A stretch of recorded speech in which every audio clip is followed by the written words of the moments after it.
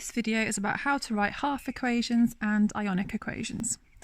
So we'll start with half equations. Here we can see we've got calcium reacting with chlorine to give me calcium chloride. So we've got calcium atoms. This is a chlorine molecule, two chlorine atoms stuck together.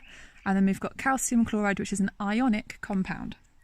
So on the left-hand side, these things are in their elemental form, so how we'd expect to find calcium and how we'd expect to find chlorine. But on the right, that's an ionic compound. So it's actually made up of Ca2+ ions and Cl- chloride ions. So we can write half equations to show how each of our reactants has got from how it is on this side to how it is on the right. So if we start with calcium, calcium has gone from being a calcium atom to a calcium 2+ ion. So it must have lost electrons because it's formed something positive.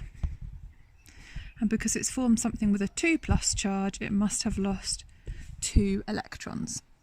Now when something loses electrons, we say it has been oxidized. So this is oxidation. The chlorine, each chlorine has gained 1 electron to form this Cl- ion. So if we do our half equation for that, we've got Cl2. We can't change the way that exists. And on this side, we're forming these Cl- ions.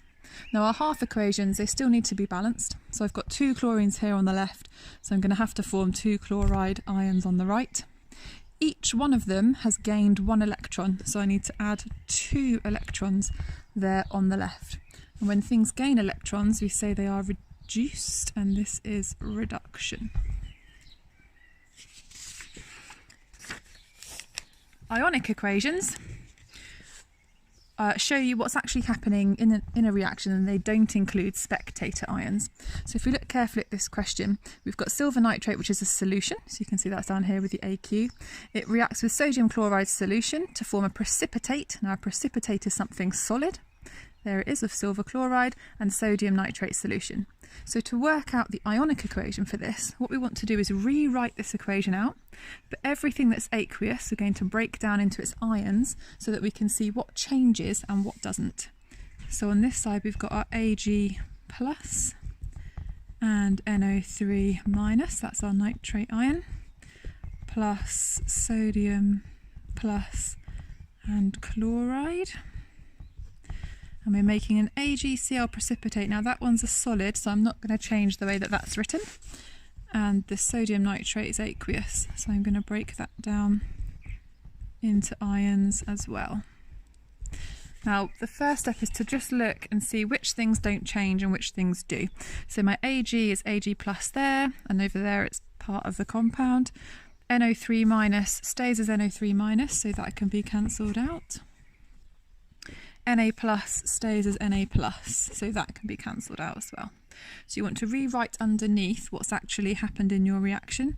So in this case it's Ag+, which was aqueous, plus Cl-, which was aqueous, giving me AgCl, which was a solid. So when you're showing that you're forming a precipitate, or in fact any ionic equation, it's very important to include the state symbols to show that you know what you're talking about. I'm going to do one more example of ionic equations with you, because this one we can also work out half equations with. So I've got solid magnesium reacting with zinc chloride solution to form solid zinc and magnesium chloride solution. So we'll follow the same steps as before. So my magnesium is a solid, so I'm not going to change that. My zinc chloride is a solution, so I'm going to write that out as ions. Now notice it was Cl2, there are 2 of these chloride ions, but they're not attached together like they are in a compound, so it's the big 2 at the beginning. We're going to make zinc, which is a solid, so that's not going to change, and my magnesium chloride is a solution, so I'm going to break that down into the ions present. Again, there are 2 chloride ions. So I'm going to cross out the things that didn't change. So my magnesium has changed, here it's a solid, here it's an ion. My zinc has changed from an ion to a solid. It's my chlorides that haven't changed.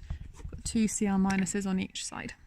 So my ionic equation comes out to be magnesium plus a zinc 2+ ion, giving me zinc, which is a solid, plus a magnesium 2+ ion. So that's my ionic equation.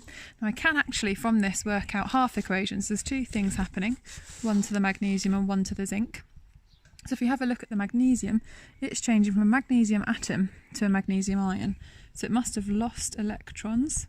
Now because it's forming a 2+ ion, we know it has lost 2 electrons. So because it's lost electrons, it's been oxidised. That's oxidation. And then our zinc has gone from being a 2+ ion back to just being a normal atom over here. So it must have gained 2 electrons to get rid of that 2+ charge and make it neutral on this side. So that is reduction.